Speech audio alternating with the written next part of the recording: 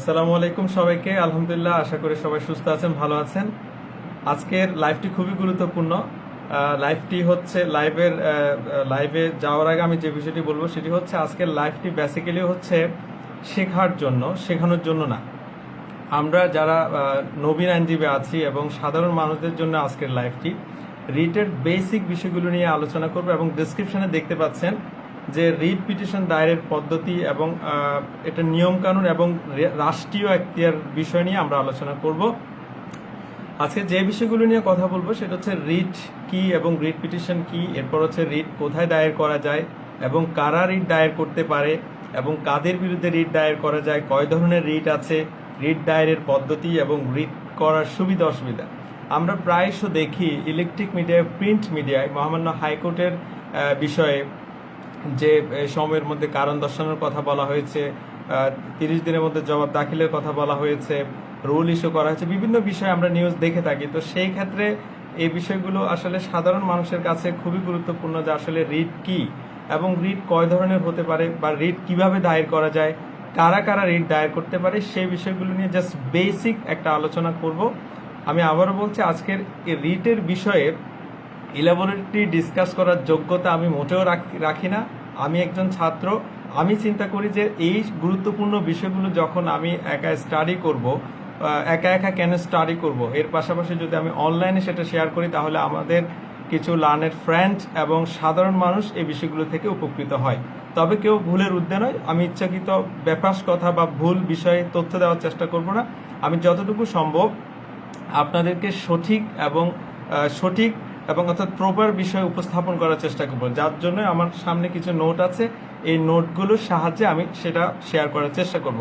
আরেকটা বিষয় হচ্ছে লাইভ করার আরেকটা বেনিফিট হচ্ছে যখনই আপনি কোনো একটা বিষয় লাইভ করতে যাবেন বা কোনো একটা বিষয়ে বলতে যাবেন, সেই ক্ষেত্রে আপনাকে অনেক বেশি পড়াশোনা করতে হবে এবং আজকে সারাদিন আমাকে প্রচুর পড়াশোনা করতে হয়েছে এবং এই বিষয়গুলো পড়তে গিয়ে আমি যেটা দেখলাম যে আমার লাইফে অন্যতম একটা দিন গিয়েছে এবং গতকাল রাত থেকে এ পর্যন্ত প্রচুর পড়াশোনা করতে হয়েছে এবং যারা গবেষক আছেন, যারা বিষয়গুলো রিসার্চ করেন এবং যাদের বইগুলো আমরা পড়ছি, তাদের প্রতি আমার অসম্ভব শ্রদ্ধা এবং ভালোবাসা জাগ্রত হচ্ছে যে আসলে গবেষক কিংবা শিক্ষাবিদ যারা আছেন, বিশেষজ্ঞ যারা আছেন, ওনারা বিষয়গুলো এত বেশি পড়াশোনা করেন, এত বেশি ডেডিকেটেড থাকেন, এটা নিঃসন্দেহে আসলে অসাধারণ। তো চলুন কথা না বাড়িয়ে আজকের মূল আলোচনায় যায়। রিট বলতে আসলে কি বোঝায়? আমরা জানি যে রিট সংবিধান নিজে হাইকোর্ট বিভাগকে শুধু একটি ক্ষেত্রে আদি একটা দিয়েছে, সেটা হচ্ছে রিট করার বিষয়।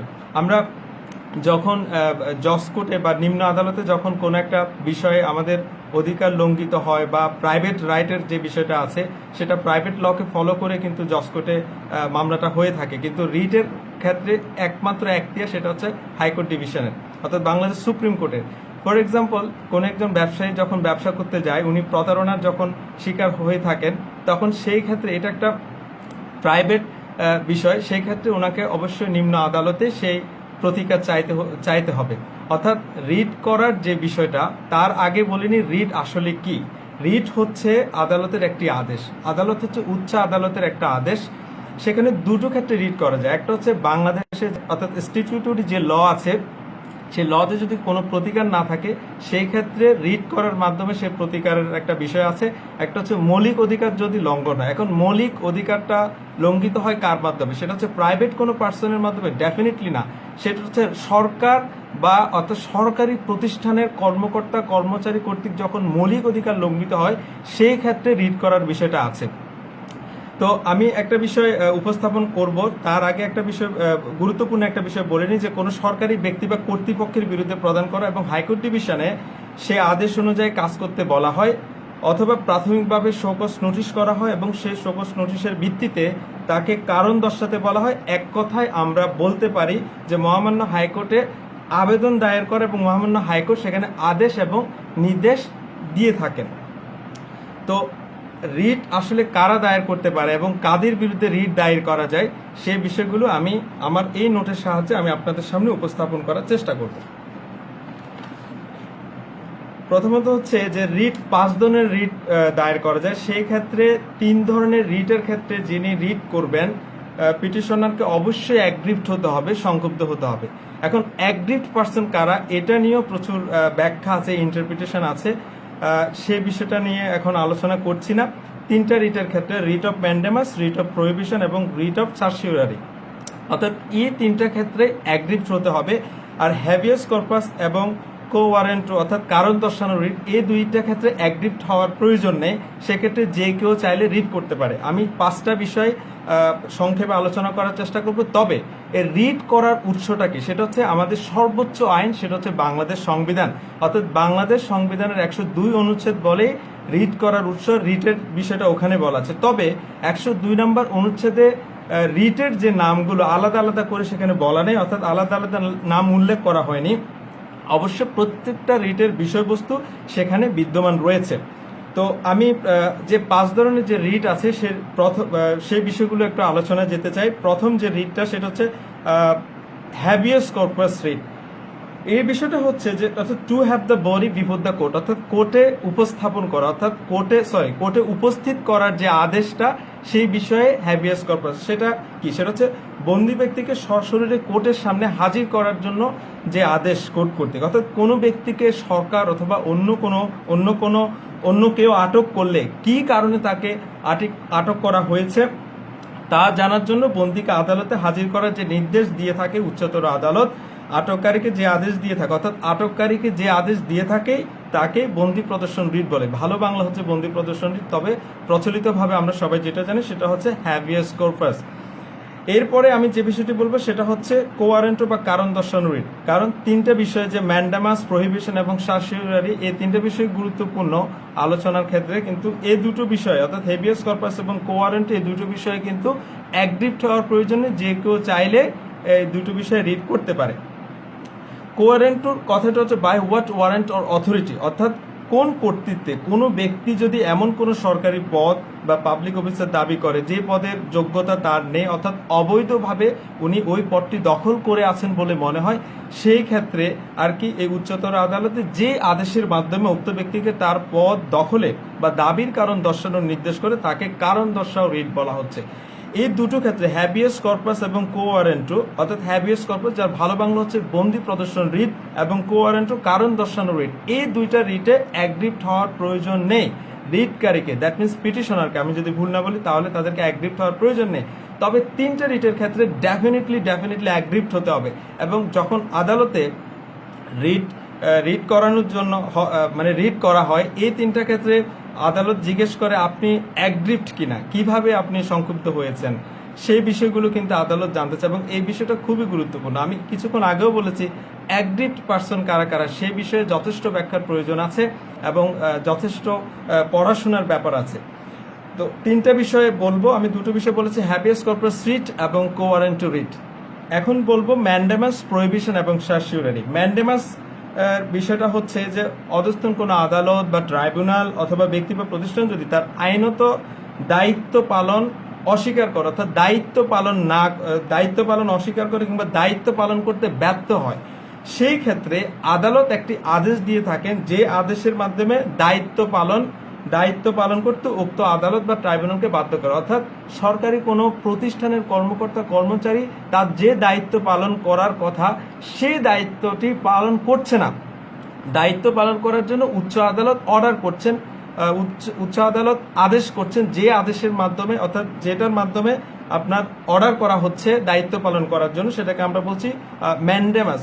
এখানে আমার কাছে মনে হচ্ছে ম্যান্ডেমাস দ্যাট মিনস ম্যান্ডেটরি, অর্থাৎ বাধ্যতামূলকের মতো একটা বিষয়, যে ম্যান্ডেমাস বা হুকুম জারি রিট, অর্থাৎ আদালত তাকে বলছে এই কাজটি করার জন্য, যেটা তাকে আইনগতভাবে সে করতে বাধ্য কিন্তু করছে না, সেই ক্ষেত্রে উচ্চ আদালত যে আদেশ দেয় করার জন্য সেটাই হচ্ছে ম্যান্ডেমাস বা রিট অফ ম্যান্ডেমাস বা হুকুম জারি রিট, যার ভালো বাংলা হচ্ছে হুকুম জারি রিট।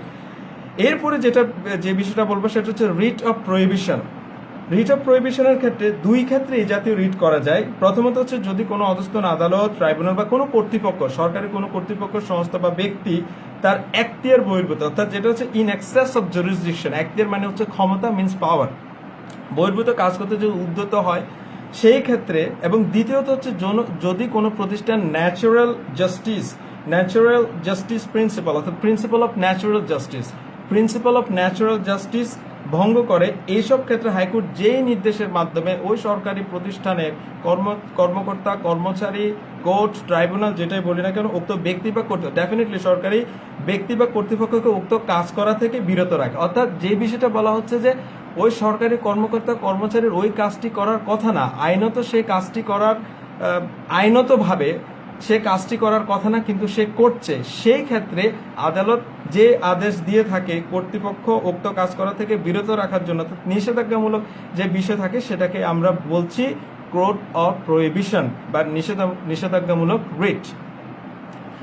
সর্বশেষ যেটা হচ্ছে সার্সিউরারি রিট, সার্সিউরারি যেটা হচ্ছে টু বি সার্টিফাইড, অর্থাৎ বিশেষভাবে জ্ঞাত হওয়া। কোনো আদালত বা ট্রাইব্যুনাল একইভাবে সরকারি কোনো ব্যক্তি বা সংস্থা যদি তার আইনত ক্ষমতা লঙ্ঘন করে, যার ফলে প্রিন্সিপাল অফ ন্যাচারাল জাস্টিস এটা অনেক বড় একটা ডিসকাশনের বিষয়। আমরা যারা লিগ্যাল ফিল্ডে আছি ওনারা বিষয়গুলো ভালো করে বুঝতে পারবেন।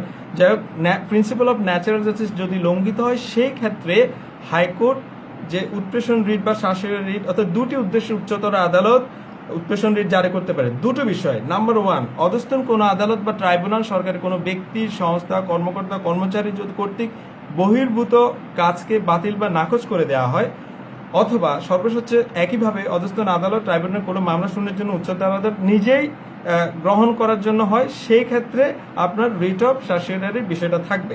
তাহলে আমরা আলোচনা করেছি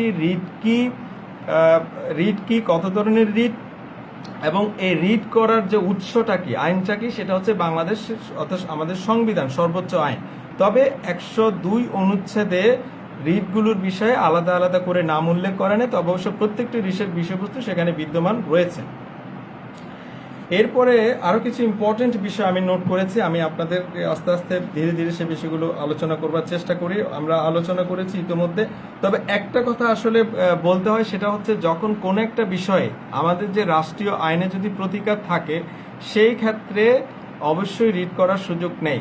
ফর এক্সাম্পল, বেসরকারি কোন একটা প্রতিষ্ঠানে কোন একজন ব্যক্তিকে চাকরিচ্যুত করা হয়েছে, সেই ক্ষেত্রে উনি সেটার প্রতিকার কিন্তু আপনার রিটের মাধ্যমে চাইতে পারেন না। তার পদ রক্ষার বিষয়টা কিন্তু রিটের মাধ্যমে চাইতে পারেন না, তাকে অবশ্যই সেটা আমাদের যে নিম্ন আদালত আছে সিভিল কোর্টে তার ডিক্লারেশন সুট বা টাইটেল সুটের মাধ্যমে সেটা চাইতে হবে। কিন্তু সরকারি প্রতিষ্ঠানের ক্ষেত্রে যদি পদ নিয়ে কোনো সমস্যা হয়, রাইট টু পোস্ট বলা হয়, যে সেখানে যদি কোনো সমস্যা, সেই ক্ষেত্রে তার ডেফিনেটলি আপনার রিট করার একটা সুযোগ থাকবে। আচ্ছা, এখানে একটা ব্যাপার আমরা জানি যে এগ্রিপ্ট হতে হবে। এখন এগ্রিপ্ট পার্টি কারা কারা, এগ্রিপ্ট পার্সন কারা কারা, সে বিষয় নিয়ে আগেও বলেছি, এখনো বলছি, এটা নিয়েও কোর্টে নিয়মিত অনেক সময় অনেক আলোচনা হয়ে থাকে, যে যখন মামলা রিট করা হয় সেক্ষেত্রে আদালত জিজ্ঞেস করে যে আসলে আপনি এগ্রিপ্ট পার্টি কিনা, সে বিষয়ে আদালত সন্তুষ্ট হতে চায় মর্মে এ ধরনের বিষয় জিজ্ঞেস করে থাকেন, এবং আদালতকে সেটা সন্তুষ্ট করতে হয় যে তিনি এগ্রিপ্ট পার্টি। যে বিষয়টা বলা হচ্ছে যে ফর এক্সাম্পল, আমরা যখন কোন একজন ব্যবসায়ী তার ব্যবসায়ে উনি প্রতারণার শিকার হয়েছেন, সেই ক্ষেত্রে ওনার যে প্রাইভেট রাইট বা তার প্রাইভেট লয়ের মাধ্যমে, অর্থাৎ এনআইক্টের মাধ্যমে তাকে প্রতারণার শিকার হয়েছে, সেক্ষেত্রে আমাদের পেনাল কোডটাকে ফলো করতে হচ্ছে, এবং পেনাল কোডের মাধ্যমে তাকে প্রতিকার চাইতে হয়। সেক্ষেত্রে রিট করার কোনো সুযোগ নেই। কিন্তু অর্থাৎ এটাকে আমরা বলছি অল্টারনেটিভ ফোরাম, যেটা কমপ্লিট না করে, অল্টারনেটিভ ফোরাম যদি থাকে, অল্টারনেটিভ ফোরাম কমপ্লিট না করে হাইকোর্টে যাওয়ার কোনো সুযোগ নেই, হাইকোর্টে রিটে যাওয়ার কোনো সুযোগ নেই।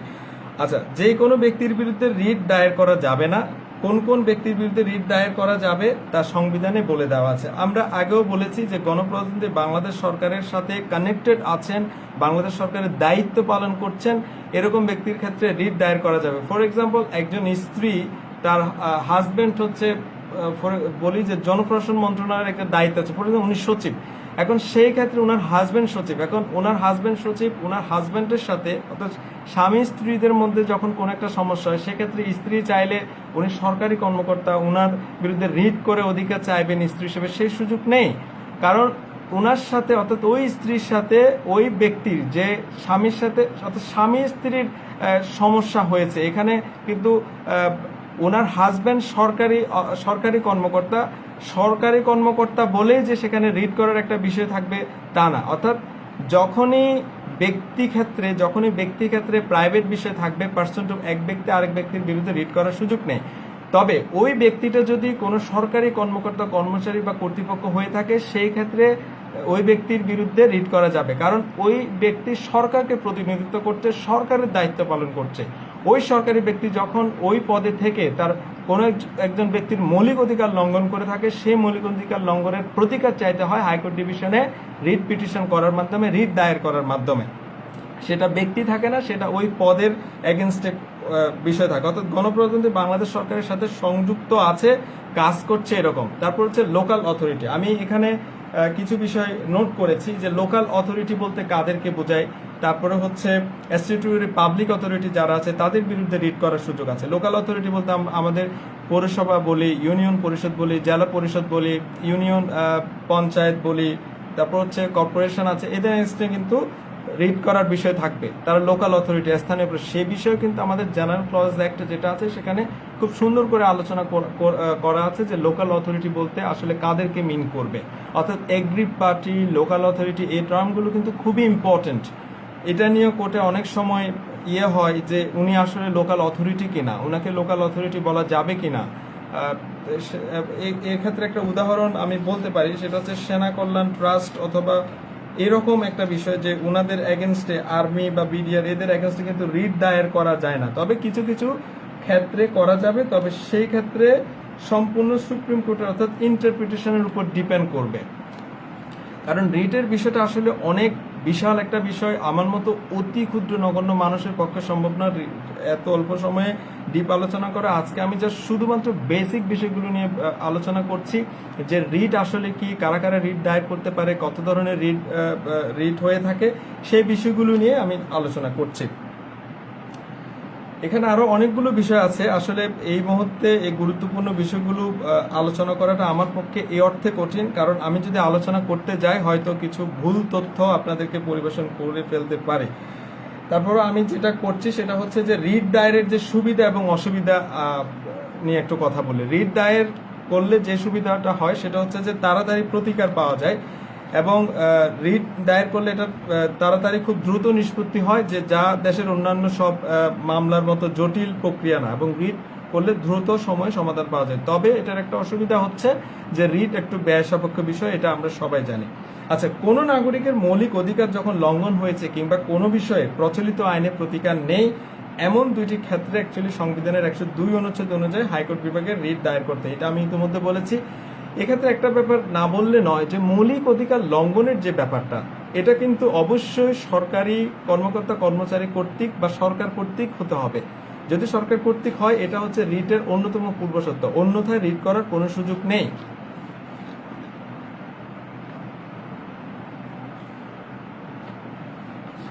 এখন যে বিষয়টি নিয়ে কথা বলবো সেটা হচ্ছে যে আমাদের যে সংবিধানের 102 অনুচ্ছেদ, অর্থাৎ 102 অনুচ্ছেদের 1 এবং 102 অনুচ্ছেদের 2, এখন 102 অনুচ্ছেদের 1 নিয়ে 102 অনুচ্ছেদের 1 এবং 102 অনুচ্ছেদের 2 এর মধ্যে বেশ পার্থক্য ব্যাপার আছে, এবং সেটা নিয়ে বেশ আলোচনা হয়ে থাকে। 102 নম্বর অনুচ্ছেদের 1 নম্বর দফাটি সেটা হচ্ছে মৌলিক অধিকারের লঙ্ঘনের প্রতিকারের সঙ্গে সম্পৃক্ত।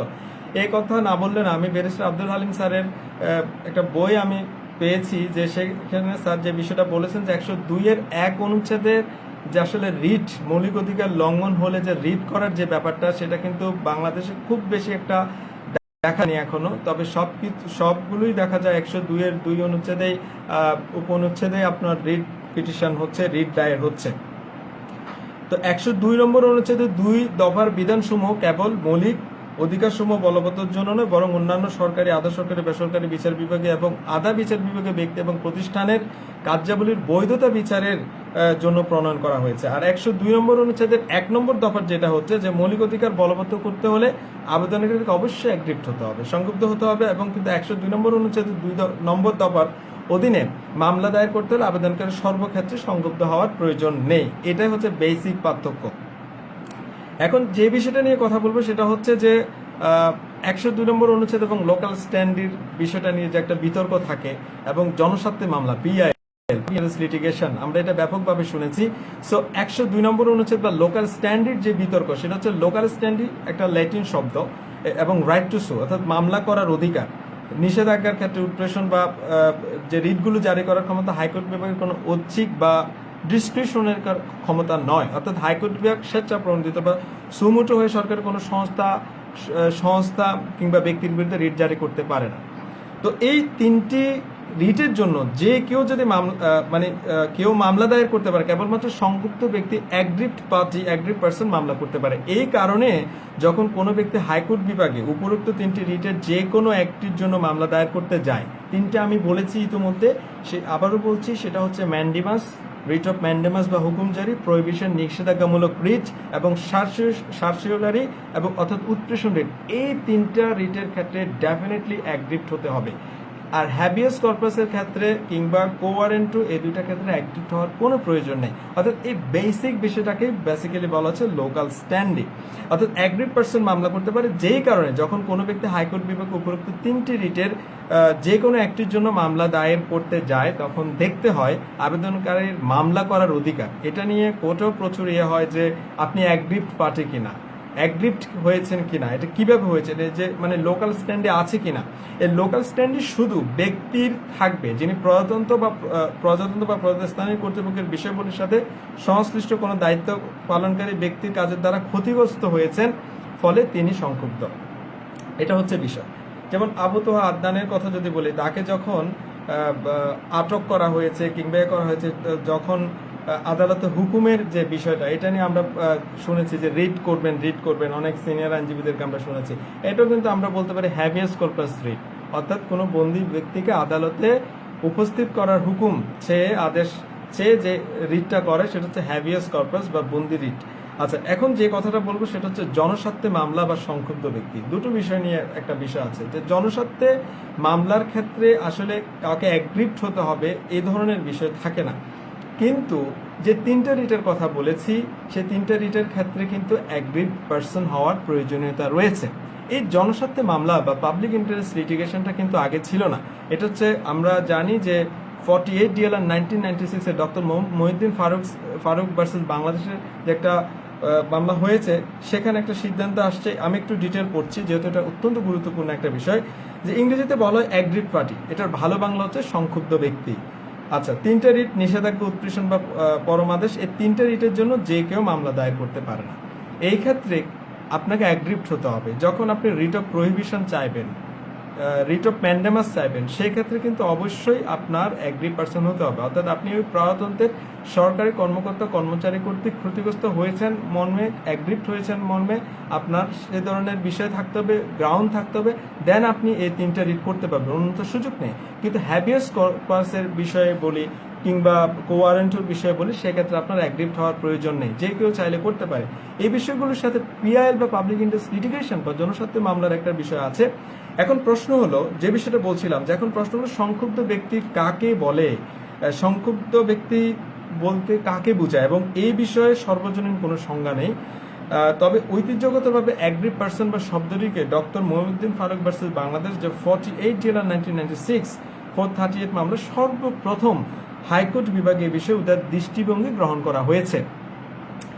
এই মামলায় হাইকোর্ট ব্যাখ্যা দিয়ে বলেন যে সরকার সরাসরি নিজে ক্ষতিগ্রস্ত হলেই শুধু উক্ত তিনটি ক্ষেত্রে রিট দায়ের করা। আমরা যে তিনটা রিটের কথা বলেছি, ম্যান্ডেমাসের কথা বলেছি কিংবা প্রহিবিশনের কথা বলেছি বা শাসনের কথা বলেছি, সেই ক্ষেত্রে অবশ্যই ওই সরকারি কর্মচারী কর্তৃক ক্ষতিগ্রস্তের একটা বিষয় থাকতে পারে, এই ক্ষেত্রে তাকে অ্যাগ্রিভড পার্সন হওয়ার বিষয় আছে। কিন্তু এই পিআইএল এর ক্ষেত্রে ডক্টর মহিউদ্দিন ফারুক ভার্সেস বাংলাদেশের যে মামলাটি হয়েছে, এই মামলাটি হওয়ার পর থেকে বিষয়টা একটু অন্যভাবে আসছে, যে পাবলিক ইন্টারেস্ট লিটিগেশনের ক্ষেত্রে সেখানে হার্ট ব্লিডিং এর বিষয়টা হয়েছে। অর্থাৎ সেখানে দরিদ্র, নিপীড়িত, অসহায় মানুষ তারা ক্ষতিগ্রস্ত হচ্ছেন। অর্থাৎ সেখানে জনস্বার্থে মামলা বলতে আমরা কি বোঝাই? জনস্বার্থে মামলা বলতে আমরা যেটা বোঝাই, যে জনগণের স্বার্থ যেখানে নিহিত আছে, সেখানে কিন্তু পাবলিক ইন্টারেস্ট লিটিগেশনের বিষয়টা আসবে। সো এই যে বিষয়টা বলছিলাম, যে doctor Mohiuddin Faruk versus Bangladesh 48 DLR 1996 এর যে মামলায়, যেখানে হাইকোর্ট বিভাগ, মহামান্য হাইকোর্ট বিভাগ প্রথম উদার দৃষ্টিভঙ্গি গ্রহণ করেছে, যে এই ক্ষেত্রে পার্সোনালি অ্যাগ্রিভড হওয়ার প্রয়োজন নেই। এখানে যদি জনস্বার্থের ইস্যু থাকে, একটা জনগণের একটি বড় অংশ ক্ষতিগ্রস্ত হওয়ার সম্ভাবনা থাকে, সেই ক্ষেত্রে আর কি পিআইএল বা পাবলিক ইন্টারেস্ট লিটিগেশনের ব্যাপারটা চলে আসে। এই মামলা হাইকোর্ট বিভাগ ব্যাখ্যা দিয়ে বলেন, সরাসরি নিজে ক্ষতিগ্রস্ত হলেই শুধু উক্ত তিনটি ক্ষেত্রে রিট মামলা করার যে ঐতিহ্য অনুসরণ করা হচ্ছে, তা বদলানো প্রয়োজন। কেননা বর্তমান সময়ে এমন অনেক জনগুরুত্বপূর্ণ বিষয় রয়েছে যেগুলো লঙ্ঘিত হলে কোনো একক ব্যক্তি নয় বরং সমষ্টিগতভাবে সকলে ক্ষতিগ্রস্ত হন। এইসব ক্ষেত্রে যে কোনো ব্যক্তি, সংক্ষুব্ধ ব্যক্তি নিজেই দাবি করে আদালতে প্রতিকার প্রার্থনা করতে পারেন। তবে এই বিষয়ে একটা কথা আছে, অনেকেই তাদের প্রচার প্রসারের জন্য বা নাম ডাকের জন্য জনস্বার্থে মামলা করার বিষয়টা মাথায় নিয়ে আসেন। সেই ক্ষেত্রেও একটা বিষয় বলে দেওয়া আছে, সেটা হচ্ছে যে ব্যক্তি পিআইএল করতে হচ্ছে সে যে কোনো ব্যক্তি পিআইএল করতে পারে, তবে এখানে পিআইএল করতে গিয়ে যাতে আদালতের কাছে এমনটা মনে না হয় যে এটা আপনার নিজের প্রচার প্রসারের জন্য বা এখানে বিষয়টা জনস্বার্থের বিষয়টা নেই বা জনগুরুত্বপূর্ণ ইস্যু না, এটা শুধুমাত্র নিজের প্রচারের জন্য বা নিজের ব্যক্তি স্বার্থ হাসিল করার জন্য পিআইএলটা করা হচ্ছে, সেই ক্ষেত্রে আদালত এই বিষয়টি নাও শুনতে পারে। সো এই ব্যাপারে যেখানে প্রান্তিক সুবিধা বঞ্চিত মানুষের বিষয় নিহিত থাকতে হবে, জনস্বার্থের বিষয়টা নিহিত থাকতে হবে, অর্থাৎ জনগণের স্বার্থ সেখানে থাকতে হবে, অন্যথায় পিআইএল বা পাবলিক ইন্টারেস্ট লিটিগেশন করার কোনো সুযোগ নেই। আচ্ছা, এখন আমরা আলোচনা করব যে রিট মামলা আসলে পরিচালনা পদ্ধতি কি, একটা রিট মামলা দায়ের করার ক্ষেত্রে কিভাবে সেটা করতে হয়। আমি আগেও বলেছি বাংলাদেশ সংবিধান শুধুমাত্র মহামান্য হাইকোর্ট ডিভিশনকে, অর্থাৎ সুপ্রিম কোর্ট হাইকোর্ট ডিভিশনকে রিট মামলা শোনার বা রিট মামলা দায়ের করার এখতিয়ার দেওয়া হয়েছে। এই রিট মামলাটি যখন দায়ের করা হবে, অর্থাৎ একজন বিজ্ঞ আইনজীবী কর্তৃক পিটিশনটা প্রস্তুত করতে হবে, এরপর হচ্ছে হাইকোর্ট ডিভিশনে পিটিশন দাখিল করতে হবে এবং শুনানির জন্য তারিখ নির্ধারিত হবে। এরপর হচ্ছে প্রাথমিক শুনানি বা রুল শুনানির ক্ষেত্রে আমরা যেটা বলি, সেক্ষেত্রে বিজ্ঞ আদালত যদি বাদীর বিষয়টা শুনে সন্তুষ্টি হয়ে থাকে, অর্থাৎ রুল শুনানিতে আদালত মনে করে যে বাদী পক্ষের বিষয় গুরুত্বপূর্ণ এবং রিটের শর্ত ফিল আপ করেছে, শর্তগুলো পূরণ করেছে, তবে আদালত উক্ত যে রিটের যে বিবাদী তাকে রুল জারির যে বিষয়টা বা জবাব দাখিলের বিষয়টা থাকবে। এবং ফাইনালি যেটা হচ্ছে যে যদি জবাব দাখিল করার পর দুই পক্ষের উপস্থিতিতে যে সুচিন্তিত যে ডিরেকশনের একটা বিষয় থাকবে, সেই ক্ষেত্রে মামলাটি ওভাবে খারিজ, অর্থাৎ সেই ক্ষেত্রে মামলাটি নিষ্পত্তি হবে। অন্যথায় আদালতের কাছে যদি মনে হয় যে বিবাদীর যে জবাবের যে বিষয়টা সন্তোষজনক নয়, তখন সেই ক্ষেত্রে মামলাটি খারিজ হয়ে যাবে। তো আমরা আজকের আলোচনার প্রায় শেষ দিকে। আমি আগেও বলেছি রিটের বিষয় নিয়ে গভীর ডিসকাশন করার মতো যোগ্যতা আমি অর্জন করিনি। এটা অনেক বড় একটা বিষয়, অনেক জটিল একটা বিষয় নিঃসন্দেহে। আমি আজকে শুধুমাত্র বেসিক বিষয় নিয়ে বেসিক বিষয়গুলো আলোচনা করার চেষ্টা করেছি, যে রিট কি, রিট কোথায় দায়ের করতে হয়, কারা কারা রিট দায়ের করতে পারে, কাদের বিরুদ্ধে রিট দায়ের করা যাবে, কত ধরনের রিট আছে, সেই বিষয়গুলো নিয়ে আমি আলোচনা করবার চেষ্টা করেছি। একটা বিষয় হচ্ছে যে মানে শুধু সংক্ষুব্ধ, আরেকটা বিষয় বলিনি, সেটা হচ্ছে শুধু সংক্ষুব্ধ হলেই মামলা করা যাবে, সংক্ষুব্ধ না হলেও কি মামলা করা যাবে। হ্যাঁ, এখানে যে বিষয়টা হচ্ছে যে সংক্ষুব্ধ হলেই মামলা করা যাবে। তিনটা বিষয় বলেছি। আসলে আমি একই বিষয়ে রিপিটেডলি কেন বলছি, এই বিষয়গুলো খুবই গুরুত্বপূর্ণ এবং সাধারণ মানুষ থেকে শুরু করে যারা তরুণ আইনজীবী আছেন, বিশেষ করে সাধারণ মানুষদের জন্য খুবই গুরুত্বপূর্ণ। যে অনেক সময় অনেক প্রশ্ন বা অনেক টক শো অনেক জায়গায় আমরা দেখি যে কমেন্ট সেকশনে যে আমি একটা বিষয় রিড করতে চাই, এই ক্ষেত্রে কি আমি করতে পারবো, বা যদি যখন রিপ্লাই দেওয়া হয় যে না আপনি করতে পারবেন না, করতে গেলে আপনার এই কন্ডিশনগুলো প্রয়োজন রয়েছে, তখন বিষয়গুলো আসলে বুঝার ব্যাপার আছে। তো এই জন্যই বলছি যে রিড তিনটা ক্ষেত্রে আপনি রিড করতে পারবেন, সেক্ষেত্রে অবশ্যই আপনাকে অ্যাগ্রিড হতে হবে, অর্থাৎ ওই সরকারি কর্মকর্তা কর্মচারী ওই প্রতিষ্ঠান কর্তৃক ওই ব্যক্তি কর্তৃক আপনার ক্ষতিগ্রস্ত হতে হবে, অ্যাগ্রিড পার্সন হতে হবে। সেই ক্ষেত্রে ব্যক্তিগতভাবে যদি আপনি ক্ষতিগ্রস্ত হয়ে থাকেন তাহলে আপনি তিনটি রিট করতে পারেন, হচ্ছে writ of mandamus, writ of prohibition, writ of suspension. Writ of ম্যান্ডেমাসের যে বিষয়টা বলেছি যে সরকারি প্রতিষ্ঠানটি কাজটি করতে বাধ্য কিন্তু করছে না, সেক্ষেত্রে আদালত তাকে বাধ্য করবে। রিট অফ প্রহিবিশনের বিষয় হচ্ছে কাজটি করতে ওই সরকারি কর্মকর্তা কর্মচারী ওই প্রতিষ্ঠান কাজটি করার কথা না, কিন্তু কাজটি করছে, উক্ত কাজ করা থেকে তাকে বিরত রাখার জন্য, প্রহিবিট করার জন্য রিট অফ প্রহিবিশনের বিষয়টা থাকে। আর শাসিরারির বিষয়টা বলেছি, আবার বলছি, সেটা দুটো ক্ষেত্রে। একটা হচ্ছে অধস্তন কোনো আদালত বা ট্রাইব্যুনাল কোনো ব্যক্তি বা সংস্থা ক্ষমতা কর্তৃক বহির্ভূতভাবে, আবার বলছি বহির্ভূত কাজকে বাতিল বা নাকচ করে দেওয়া। টু হচ্ছে অধস্তন আদালত বা ট্রাইব্যুনালের কোনো মামলা শুনানির জন্য উচ্চতর আদালত নিজেই গ্রহণ করার জন্য। তাহলে আমরা কি বলেছি যে ম্যান্ডেমাস, প্রহিবিশন, শাসিরারি, এই তিনটা ক্ষেত্রে ডেফিনেটলি অ্যাগ্রিড হওয়ার প্রয়োজন আছে। হ্যাবিয়াস কর্পাস বা কোয়ারেন্টের বিষয়ে কোয়ারেন্ট বা কারণ দর্শানো রিটের ক্ষেত্রে প্রয়োজন নেই। যেমন কোনো একজন ব্যক্তিকে পাওয়া যাচ্ছে না, কিংবা সেই ক্ষেত্রে ওই বন্দি ব্যক্তিটাকে সশরীরে হাইকোর্টে নিয়ে আসার জন্য বা উপস্থিত করার জন্য কেউ যদি রিট করতে চায়, ডেফিনেটলি কোনো সমাজ সচেতন ব্যক্তি, সচেতন নাগরিক, বাংলাদেশের স্থায়ী নাগরিক চাইলে রিট করতে পারেন। সেটাকে আমরা বলছি হ্যাবিয়াস কর্পাস বা বন্দি প্রদর্শন রিট, অর্থাৎ আদালতে উপস্থিত হওয়ার জন্য মহামান্য হাইকোর্ট অর্থাৎ বাংলা সুপ্রিম কোর্ট সেক্ষেত্রে হুকুম দিতে পারেন। আর লাস্টে যেটা বলেছি কোয়ারেন্টো বা কারণ দর্শানো রিট, সেই ক্ষেত্রে অ্যাগ্রিভড হওয়ার কোনো প্রয়োজন নেই, অর্থাৎ ব্যক্তিগতভাবে ক্ষতিগ্রস্ত হওয়ার কোনো প্রয়োজন নেই। এবং সর্বশেষ যে বিষয়টা বলেছি, জনস্বার্থে মামলা করতে গেলে কি আপনাকে সংক্ষুব্ধ হতে হবে? না, জনস্বার্থে মামলা করতে গেলে আপনাকে সংক্ষুব্ধ হওয়ার প্রয়োজন নেই। জনস্বার্থে মামলা করতে গেলে সেখানে প্রান্তিক জনগোষ্ঠী বললে আমি একটু ইমোশনাল হয়ে যাই, এখানে অনেকগুলো স্মৃতি ভেসে ওঠে, কারণ অনেক অসহায় নিপীড়িত মানুষের চিত্র বিভিন্নভাবে প্রত্যক্ষ পরোক্ষভাবে দেখার সুযোগ হয়েছে, দেখেছি।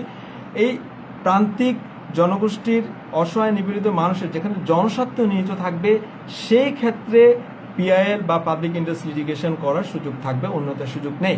এই পাবলিক ইন্টারেস্ট লিটিগেশন বা পিআইএল এর ব্যাপারটা কখন আসে? যখন একটি মামলা যে ডক্টর মহিউদ্দিন ফারুক এবং বাংলাদেশ ভার্সেস 48 ডিএলআর 1996 যখন মামলাটি হয়, তখন হাইকোর্ট ডিভিশন তখন সর্বপ্রথম হাইকোর্ট বিভাগ উদার দৃষ্টিভঙ্গি গ্রহণ করেন, অর্থাৎ কেউ যদি ব্যক্তিগতভাবে সংক্ষুব্ধ না হয়ে জনস্বার্থে সংক্ষুব্ধ হওয়ার বিষয় থাকে, সেখানে জনস্বার্থ নিহিত আছে, প্রান্তিক জনগোষ্ঠীর ক্ষতিগ্রস্ত হওয়ার সুযোগ আছে, প্রান্তিক জনগোষ্ঠী ক্ষতিগ্রস্ত হতে পারে, সেক্ষেত্রে পিআইএল বা পাবলিক ইন্টারেস্ট লিটিগেশন বা জনস্বার্থে মামলা করার বিষয়টি থাকবে, সেখানে ব্যক্তিগতভাবে সংক্ষুব্ধভাবে ক্ষতিগ্রস্ত হওয়ার কোনো সুযোগ নেই। লাস্ট আবারও বলছি, 5 ধরনের রিট আছে। 3 ধরনের রিটের ক্ষেত্রে আপনাকে অ্যাগ্রিভ পার্সন হতে হবে, অ্যাগ্রিভড হতে হবে। এবং অ্যাগ্রিভ পার্সন কাকে বলে সেই বিষয়টা সুপ্রিম কোর্টে যে ইন্টারপ্রিটেশন এবং জেনারেল ক্লজ অ্যাক্টে বলা আছে যে কারা অ্যাগ্রিভ পার্সন এবং কোন কোন প্রতিষ্ঠানে এগেনস্টে রিড করার সুযোগ আছে সে বিষয়ে বলা আছে। আমি আবারও বলছি যে সেখানে statutory public authority, local authority এবং সরকারি কোনো কর্মকর্তা কর্মচারী যদি তার দায়িত্বে অবহেলা করে, তার যে কাজটি করার কথা ছিল সেই কাজটি যদি না করে থাকে, বা যে কাজটি করার কথা না সেই কাজটি করছে, সেই কাজ থেকে বিরত রাখতে, এই সকল ক্ষেত্রে রিট করার বিষয় আছে, রিট করবে। কিন্তু ব্যক্তিগত বিষয়ে একজন ব্যক্তি আরেকজন ব্যক্তির বিরুদ্ধে রিট করার কোনো সুযোগ নেই, রিট করতে পারবে না। যেমন যদি বলি, কোনো ডিসি মহোদয় বা এলাকায় আমরা যেটা দেখি যে জোর করে জমি অধিগ্রহণের যে বিষয়টা আছে, জমি অধিগ্রহণের বিষয়ের ক্ষেত্রে কিন্তু রিট করার সুযোগ আছে। কিন্তু যখন কোনো একটা বিষয়ে আপনার ল্যান্ড সার্ভে ট্রাইব্যুনাল আপনার প্রতিকার পাওয়ার বিষয় আছে, বাট সেই জায়গাতে সেই অল্টারনেটিভ ফোরাম থাকার পরেও আপনি অল্টারনেটিভ ফোরামটা কমপ্লিট না করে সোজাসুজি এক লাফে যদি হাইকোর্ট ডিভিশন আপনি রিড করতে চান, সেই ক্ষেত্রে রিড করার কোনো সুযোগ নেই। যাই হোক, আজকের মতো এখানে বিদায় নিচ্ছি। আমি আবারও আজকের আলোচনায় সামারি করার চেষ্টা করছি। আজকে আমরা আলোচনা করেছি রিট কি, কারা কারা রিট করতে পারে, কাদের বিরুদ্ধে রিট করা যায়, কত ধরনের রিট আছে, রিটের সুবিধা এবং অসুবিধা, এই বিষয়গুলো নিয়ে আলোচনা করেছি। আমি আবারও বলছি যে রিট হচ্ছে একটি আদেশ, যেটা উচ্চ আদালতের একটা আদেশ, যে কোনো সরকারি কর্মকর্তা কর্মচারী ওই প্রতিষ্ঠানে তার দায়িত্ব পালন করার কথা, অবৈধভাবে সে দায়িত্ব পালন করার কথা কিন্তু দায়িত্ব পালন করছে না, দায়িত্ব পালন করার জন্য যে আদেশ বা যে হুকুম দেওয়া হয় উচ্চ আদালত কর্তৃক, সেটাকে আমরা রিট বলছি। সেই ক্ষেত্রে রিট করার বিষয় থাকতে পারে। আসলে আমি বিষয়গুলো এলোমেলো করে ফেলছি, এই অর্থে আজকে আমি প্রায় 6 থেকে 7 ঘন্টা বিষয়গুলো নিয়ে পড়াশোনা করার চেষ্টা করেছি, এবং আমি একটা জিনিস বুঝতে পারলাম যে রিটের যে বিষয়টা আসলে এটা কত বড় বিশাল একটা বিষয়। যে এই যেমন ডক্টর কামাল হোসেন স্যারের কথা মনে পড়ে গেল, যে উনি কত বড় মনের মানুষ, এবং উনার যে প্র্যাকটিস বা উনার যে লাইফস্টাইল প্রত্যক্ষভাবে তো শোনার সুযোগ হয়নি, পরোক্ষভাবে যেটা শুনেছি, তখন একটা জিনিস নিজের মধ্যে ফিল হলো, বুঝতে পারলাম যে উনারা লাইফে কত বেশি পরিশ্রম করেছেন এবং আল্লাহ তাআলার কত বড় রহমত উনাদের উপর বর্ষিত হয়েছে, এটা না বললে না। এবং উনাদের মতো মানুষ আমি খুব শ্রদ্ধার সাথে স্মরণ করছি, এবং স্যারদের মতো মানুষ যদি না থাকতেন, তাহলে আমাদের যে আইনের যে আলোকবর্তিকা বলবো, যে উনাদের কন্ট্রিবিউশন কত বেশি, এটা আসলে ভাষায় প্রকাশ করার মতো না। তো আজকে আর বেশি আলোচনা করতে চাচ্ছি না, আজকের মতো এখানে বিদায় নিচ্ছি। আশা করছি আপনারা এই বিষয়টি থেকে উপকৃত হবেন। আরেকটা বিষয় বলে রাখি, আমি যে লাইভগুলো করার চেষ্টা করি, এটা করার অন্যতম কারণ হচ্ছে আমার নিজেরই ডেভেলপমেন্ট। আমি এর লাইভ করব বা রিটের বিষয় নিয়ে আলোচনা করবো, এটা ভাবতে আমার কাছে খুবই অবাক লাগে, কারণ রিট এমন একটা বিষয়, এই বিষয়টা নিয়ে মোস্ট সিনিয়র আইনজীবীরাও কথা বলতে, অ্যাটলিস্ট পাবলিকলি কথা বলতে বা শেয়ার করতেও তারা চিন্তা ভাবনা করেন যে তাদের কোনো মুখে ব্যাপাস্কতা বের হয়ে যায় কিনা, ভুল তথ্য দেয় কিনা। সেক্ষেত্রে তো ওই জায়গাতে আমি চিন্তা করলাম যে আমি তো কাউকে শেখাচ্ছি না, আমি just I am sharing with my friends, এবং আমার হোস্ট উইশারদের সাথে আমি শেয়ার করছি, এবং আমার নিজেরও শেখা হচ্ছে। তো অনেকের রিকোয়েস্টও ছিল তো আজকের মতো এখানে বিদায় নিচ্ছি। সবার জন্য শুভকামনা। আর করোনাকালীন সময় আমরা সবাই স্বাস্থ্যবিধি মেনে চলবো এবং আমাদের জীবনটাকে অনেক গুরুত্বপূর্ণ এবং তাৎপর্যপূর্ণ ভাবে গড়ে তুলবো, অর্থাৎ সময়ের যথাযথ ব্যবহার চেষ্টা করবো। আমি সব ভালো থাকবেন, সবার জন্য শুভকামনা। আসসালামু আলাইকুম।